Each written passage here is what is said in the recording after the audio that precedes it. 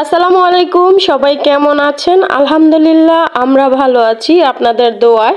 আজ আমরা চলে এসেছি মেলায় ঘুরতে। আজকে আমরা মেলায় ঘুরবো এবং পুরো মেলাটা আপনাদেরকে দেখাবো। মেলা মেলা মেলা এক বিশাল বড় মেলা আয়োজিত হয়েছে। যখনই কোনো মেলার কথা কানে ভেসে আসে তখনই না ছোট্টবেলার কথা মনে পড়ে যায়।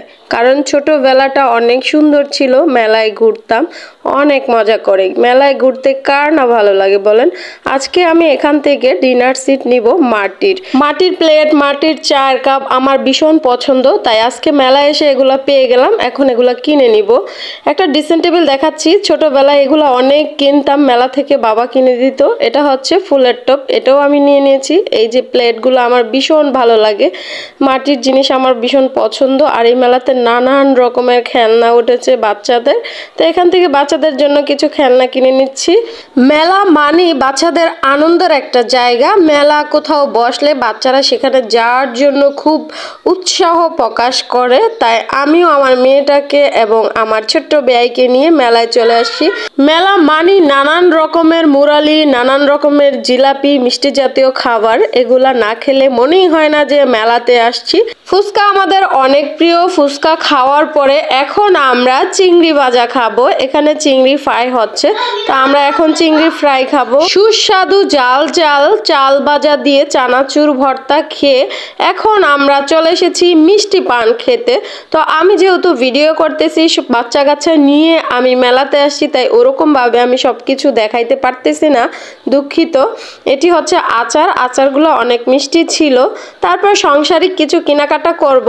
আমি স্টিলের দোকানে চলে আসছি, এখানে নানান রকমের প্লাস্টিক স্টিলের জিনিসপত্র আছে। পুটিনের জন্য আমি এইটা কিনে নিলাম এখান থেকে। আর আমি কিছুই নিব না, কারণ অনেক কিছু আমার আছে। আর মেলার মধ্যে যে কোনো জিনিসের না প্রচুর দাম। মেলাতে না খুব সুন্দর জিলাপি ভাজা হচ্ছে গরম গরম, তো এগুলা দেখে না আমি লোভ সামলাতে পারি না, এটা একটু ভিডিও করে নিলাম।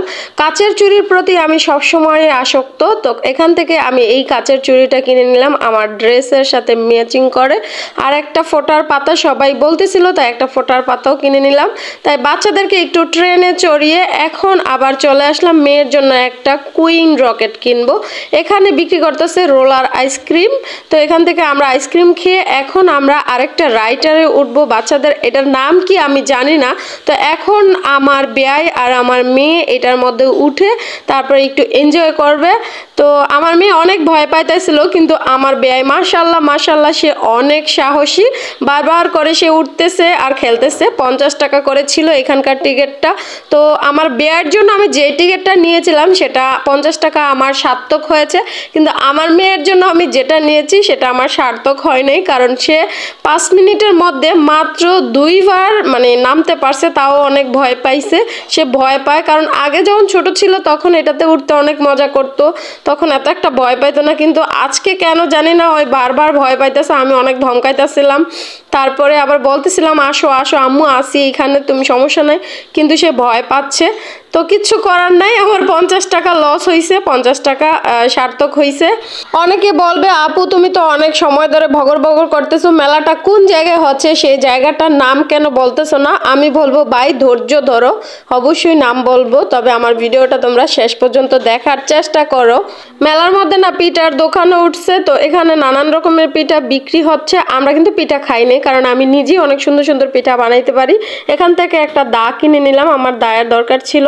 মেলা মানে হচ্ছে অনেক বেশি ঘোরাঘুরি, অনেক বেশি বেশি করে খাওয়া দাওয়া করা। তো আমরা এখান থেকেও বার্গার খেয়ে নিলাম, পাশেই ছিল বার্গারের দোকান। এই গলার সেটটা আমার পছন্দ হয়ে গেছে, তো এই গলার সেটটা আমি 200 টাকা দিয়ে নিয়েছি মাত্র। আর এখান থেকে এই চুড়িটা আমার পছন্দ হয়েছিল, কিন্তু দাম একটু বেশি, তাই এটা নিলাম না।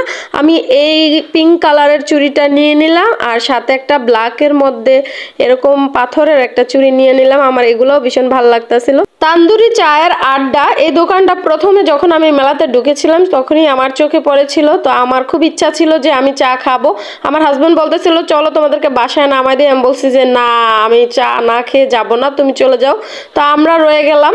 তারপরে এই দোকান থেকে আমরা এই যে মটকার ভিতরে চা, আমার খুব ইচ্ছা ছিল অনেক দিনের যে এরকম একটা চা আমি খাবো, তো এখানে পেয়ে গেলাম। তো এখন আমরা খাচ্ছি। আর এই চাওয়ালা ভাইয়াটা অনেক রসিক ছিল, অনেক মজা করতেছিলাম, দুষ্টুমি করতেছিলাম।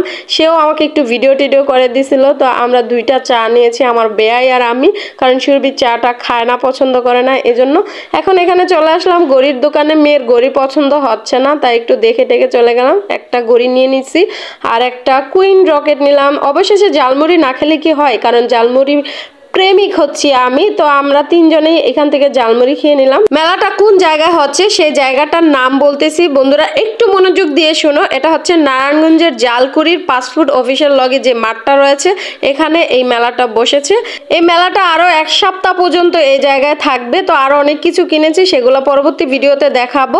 আজকের ভিডিও এ পর্যন্তই, দেখা হবে পরবর্তী ভিডিওতে। ততক্ষণে সবাই ভালো থাকো, সুস্থ থাকো, আল্লাহ হাফেজ।